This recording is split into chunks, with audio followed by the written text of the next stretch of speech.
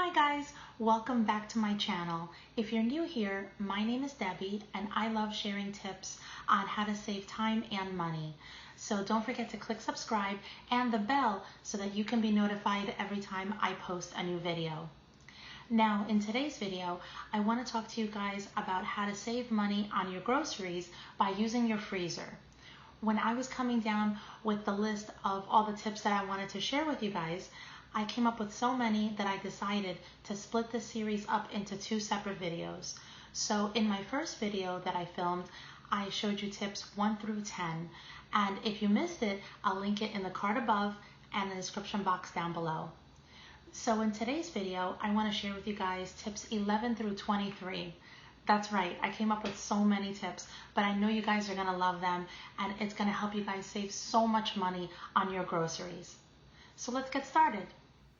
Tip number 11, whether you're freezing any type of food or liquid, if you're using either a vacuum seal bag or a freezer bag, you want to make sure to label it first with a permanent marker and then freeze it laying flat, because then this way, whether you have a large freezer or a small freezer, you can then, once it's frozen flat, take it and then stack them like books. And then that way, when you're looking for something, it saves you time in looking in your freezer. You know exactly where it is and you know exactly what's in it, and you can just pull it out and have it ready. Let me show you what I mean.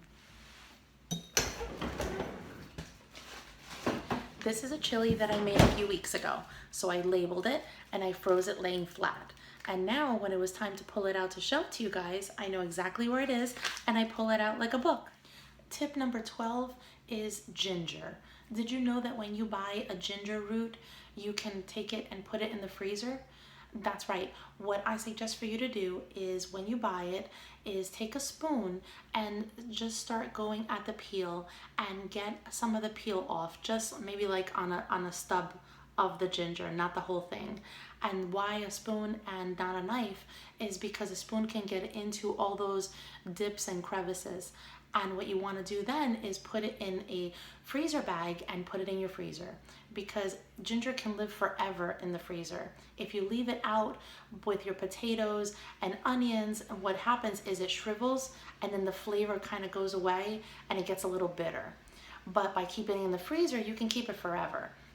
What I do is I take it out and I use either a grater or I let it sit on the counter for a little bit, and then you can slice it with a knife as well. And then whatever you don't use, you put back in the freezer. And what I like to do is before I put it in the freezer is I take a spoon again and shave a little bit more of it off so it's ready for the next recipe. Tip number 13 has to do with herbs. Have you ever gone to the supermarket with great intentions and you buy parsley or thyme or cilantro, and then you come home and you only use a small portion of it in your recipe? And what do you do with the rest of it?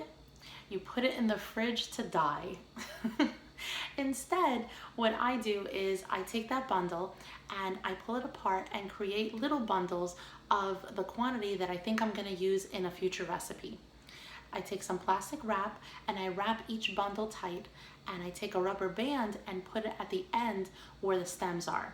Then I take the bundles and I put it in a freezer bag and I put it in the freezer, and that way the next time that I want to use that herb for another recipe, I just need to take out that one bundle.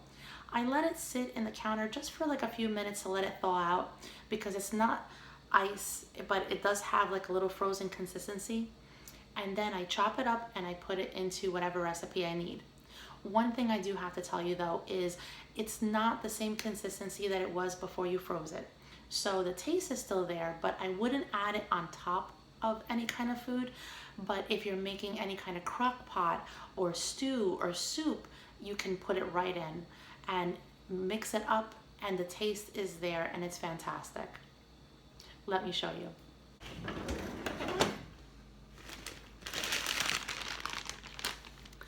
As you can see, my herb of choice was some parsley, but now I have it ready for the next recipe. Tip number 14 has to do with cheese. Now, some people will tell you that you can freeze any type of cheese. I don't really think so. I don't suggest freezing sliced deli cheese. Now, we've tried different types and the consistency is never the same once it's defrosted. But a lot of cheeses you can freeze, like for example, any kind of block cheese. What I suggest for you to do is to shred it, and if you're going to use it in the next week or so, you can put it in a freezer bag. If you're going to not use it in the next week or so, maybe like a month down the line, then in order to avoid any type of freezer burn, I would actually use a vacuum seal bag and then just make sure to label it and put it in the freezer. Ricotta cheese is great frozen. If it's still closed and sealed in the tub, you can buy two, use one, put the other one right in the freezer. Same thing with cream cheese. Cream cheese is amazing, and the best part is it'll last a long time in your freezer because it's already vacuum sealed in that little aluminum looking paper. So what I do is when it's on sale is I'll put one in the fridge so my family can enjoy it, and then I'll put one in the freezer for whenever we're gonna make anything that requires it. And once it's defrosted, you can smear it on anything. You can't taste the difference that it was frozen at all. Feta cheese is another one that I really enjoy because it's rarely on sale, at least during my timing of grocery shopping. But whenever it is, I buy two, same thing. I put it in my salads. The other one I put in the freezer. And then when it's time to use it, I put it in my fridge the day before and it's ready to go. Tip number 15 has to do with milk and sour cream. Now, milk is really interesting because did you know that that little round divot that's on the milk gallons is actually there because you can freeze a whole gallon of milk? I never knew this until just recently, but it's true. What happens is that anytime that you freeze a liquid, the liquid expands. So the milk cartons actually have that divot so that when you put it in the freezer, the milk itself won't freeze to the point where the gallon explodes. Instead, that little divot just pops out. And when you want to defrost the milk, you just put it back in the fridge and then just give it a shake before you use it because the milk will separate. But once it's defrosted, you can't taste the difference at all. The consistency is fine, the taste is fine, it's great. Sour cream is a little different. If you have it in the container, you can, and it's sealed, put it right in the freezer, it's fine. But when it's time to defrost and you put it in the fridge, I wouldn't use it to top anything like a taco or anything like that. But any kind of recipe that calls for sour cream to be added in, it's fine. It tastes the same. It's just the consistency changes a little bit. But if you're adding it to anything and mixing it in, you'll never know the difference. Tip number 16 has to do with ice packs. Now, instead of just having them loose in the freezer and having to sift through things to try to find them, I save time and I keep them organized. So I went to the Dollar Tree and I picked up this container. And as you can see, I not only have the ice packs in there that the kids will need, but I also have a lunch tote that doesn't require an ice pack because you can stick it right in the freezer. And then this way, not only do I have things accessible when I'm packing their lunch, but also if someone gets hurt, they know exactly where they are. Tip number 17 has to do with seeds and nuts. Now, if you want to extend their shelf life, the best place to put them is in your freezer, because if you keep them in your pantry or in your kitchen cabinets, nuts have oil in them, and oil can spoil if it's kept in a warm environment. So the best place to put them is in your freezer. And I am more mature than I thought I was because it only took 2 takes without me laughing about that one. Tip 18 has to do with kitchen grease. Now, stay with me for a second. I know you're thinking, kitchen grease, Debbie, how does that save me money? But it actually does. What I do is I take a used yogurt container or tomato sauce container and I keep it in the freezer, and every time that I'm making any kind of ground beef or ground turkey or chicken and it renders any kind of fat or grease, I collect it and I put them in the containers and I keep them in the freezer. Once the container is full, I wait until the day that the garbage is being picked up and then I put it in my garbage can outside. If it's warm out or in the middle of the summertime, I don't recommend you putting it outside until like an hour before the garbage comes to pick it up, because it'll start to smell and you'll attract unwanted guests to your garbage cans. Now, how does this save you money? It saves you money because if you take that grease, instead of putting it in the container and putting it in the freezer, and let's say you pour it down your drain, now sooner or later the drain is going to start getting thinner and thinner because the grease is going to start leaving a coating on your pipes in your sink. And not only will it start to smell up your kitchen and especially your sink area, but sooner or later you're going to get a clog and you're going to either have to buy that expensive Drano chemical that is actually bad for you to breathe it in and to use it, although I'm sure it works. Or you're going to have to even go the more expensive route and get a plumber. So instead of doing either one of them, just take it and freeze it and then throw it out with the garbage. Tip number 19 has to do with sandwiches. Now, what my husband and I do is we do grocery shopping usually on a Friday. And so Sunday night, once the kids are in bed, we'll make the sandwiches for the kids for the week. Now, if you don't have kids, you can do this obviously for yourself or your spouse. But the idea is we take the sandwiches and we wrap them in wax paper. And then I put the name of the person whose sandwich it belongs to, because for example, our daughter Jessica, she doesn't like cheese on her sandwiches, but our son Brian loves cheese and turkey on his. So we wrap the sandwiches, we put them in a freezer bag, and we put them in the freezer. That way, the night before, we take one out and we put it in the fridge, and the kids can't taste the difference. And actually, I've done it too, and I can't taste the difference between a fresh sandwich and one that was frozen the day before. And not only does it save us money because we're extending our groceries for the week, but it also saves us time because we don't have to take the time every night to make these sandwiches for the next day. It's done in one day, and then we just pull them out, put them in the fridge the night before, it defrosts, and you can't taste the difference. I actually do the same thing with our breakfast sandwiches. I'll wrap them in paper, in wax paper, and put them right in the freezer. And then that way, if in case any one of us wants a hot breakfast, we can pull it out, put it in the microwave, and they taste fresh and new. Tip number 20 has to do with chocolates. Can you tell my smile? Okay. Now, there's 3 days out of the year where I know we're gonna have chocolate in the house, and that's Easter, Halloween, and Christmas. So we totally only do this for the kids. It has nothing at all to do with the fact that my husband and I love chocolate. What we do is we take the kids' chocolates and we limit the amount of sugar that they have by only having them keep some of them, and then the rest of them we put them in a Ziploc bag and I hide it in the freezer and they have no idea that it's there, and my husband and I can snack on frozen chocolate whenever we need a piece for the whole year. And I have to tell you, there's nothing better in my opinion than a frozen Kit Kat bar. Tell me if you agree in the comment section down below. But chocolates can hold out a long time in the freezer.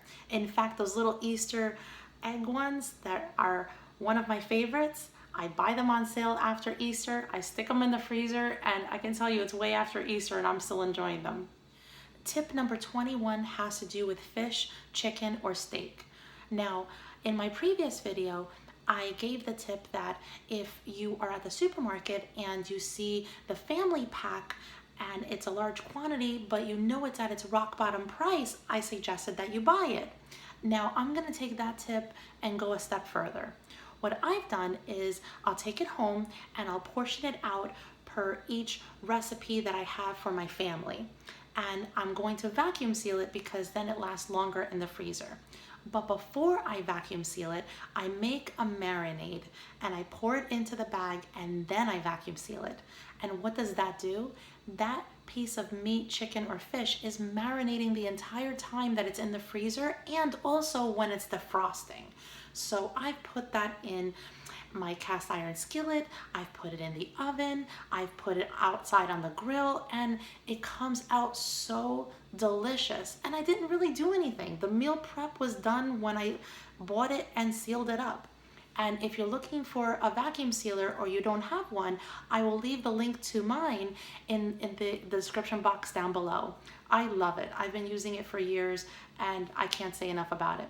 Tip number 22 also has to do with meal prepping. Now, have you ever had a bunch of carrots in the fridge and you're looking at them and you're like, they look like they're gonna turn any day now and I know I'm not gonna use it, I might as well throw it out. or an onion that you know has been sitting there for a while and you're like, in a few days, I'm gonna have to throw that out too.